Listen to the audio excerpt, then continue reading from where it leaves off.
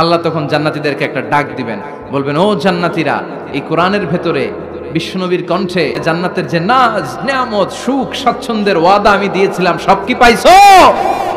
জান্নাতীরা বলবে, সব পাইছি। একজন হাত তুলে বলবে, আল্লাহ একটা বাকি আছে। আল্লাহ বলে, কি পাস নাই? কই, আল্লাহ আমনেরে পাই নাই। যে এই নাজ নিয়ামতের ব্যবস্থা আমাদেরকে করে দিল, ওই আল্লাহরই তো পেলাম না। আল্লাহ বলেন, উজুহু ইয়াউমাইযিন নাযিরা ইলা রাব্বিহা নাযিরা। সেদিন মানুষগুলো আমার দিকে এরকম পাগলের মতো তাকিয়ে থাকবে। আমি আমার সৌন্দর্যের আলোকচ্ছটা সেদিন আর গোপন রাখবো না, জান্নাতীদের কাছে আমি আমার সব প্রকাশ করে দেব।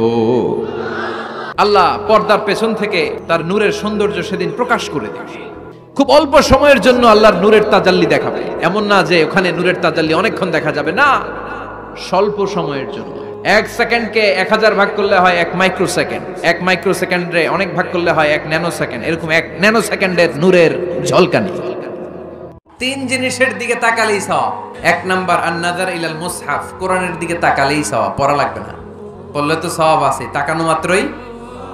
2 নাম্বার আন-নাযার ইলা ওয়াজহিল ওয়ালিদাইন, মা বাবার চেহারা, মা বাবার খেদমত করলে তো সওয়াব আছেই, টাকা দিলে তো সওয়াব আছেই, কিন্তু মা বাবার চেহারার নজরের দিকে যদি রহমতের নজরে একবার তাকান, একটা কবুল হজ করলে যেই সওয়াব, ওই সওয়াব আমল নামায় দিবে কে?